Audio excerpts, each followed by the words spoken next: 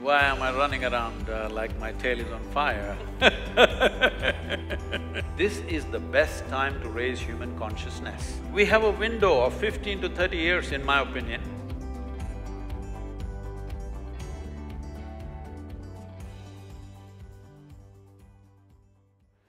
You've been traveling, talking, speaking, connecting on an incredible basis. You've used the digital medium, you've connected with youth.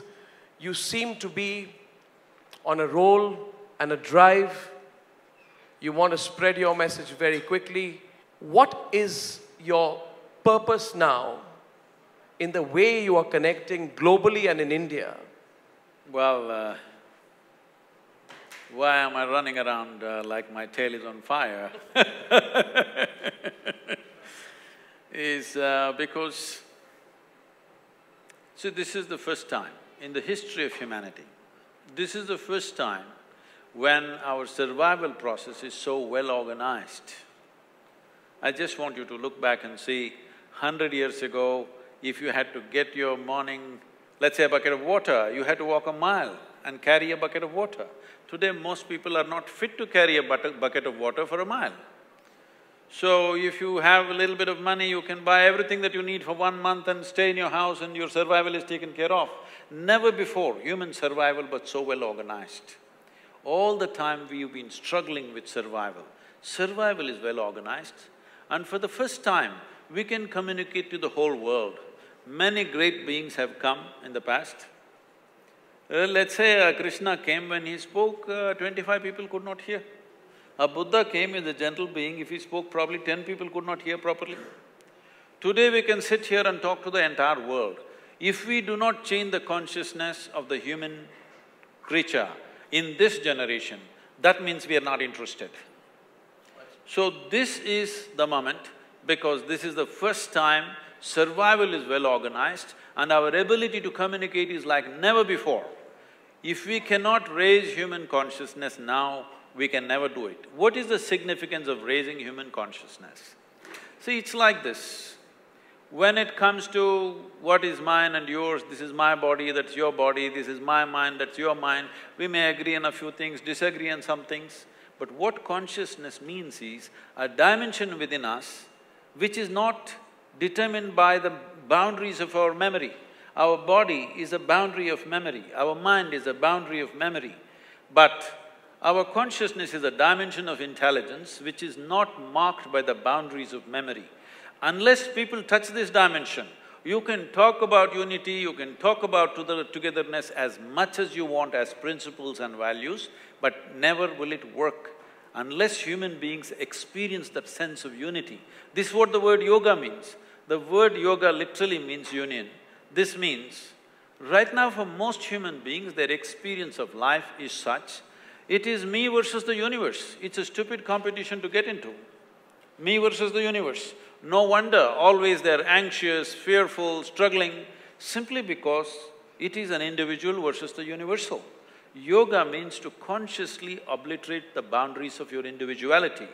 If you don't do this, you will never come to ease in your life. Forget about well-being, forget about blissfulness, forget about ecstatic states, you will not even come to total ease. I don't want to throw a challenge at you, but it is really something everybody has to check out. How many people can sit in one place with absolute ease, without any sense of any kind of stress upon them, simply by themselves, not with anybody else, just by themselves? I'm telling you, over 95% of the people cannot sit in ease in any given place, because it's always this little boundary of an individual and the universal. So raising of consciousness this means that human being comes to ease. Only when you come to ease, you are not in a fighting mode.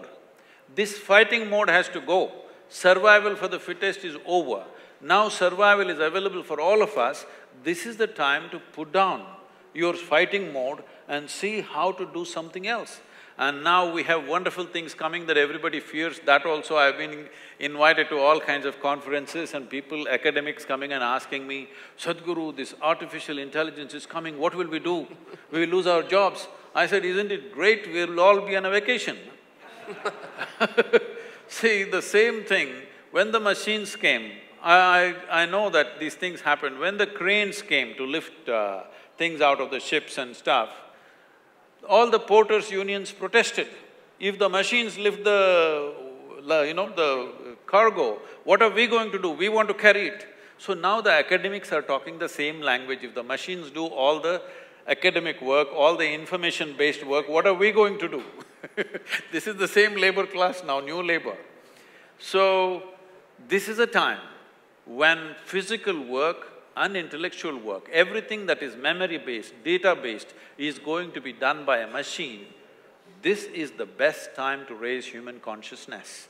And we have a window of 15 to 30 years, in my opinion, because right now, as I said earlier, because people are thinking logically, heavens are collapsing in their minds.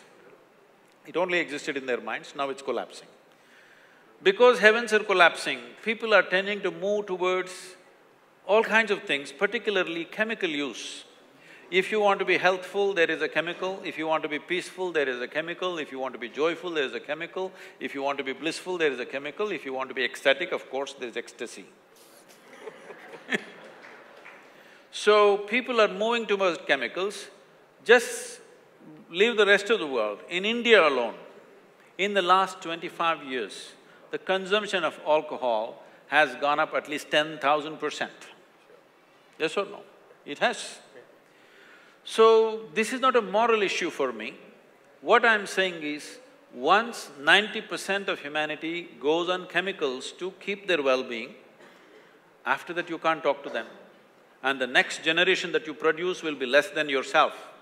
If we make this happen, that the next generation we produce is less than us, this is a crime against humanity as far as I'm concerned, because the next generation has to be at least one step ahead of us, otherwise we have fundamentally failed as a generation.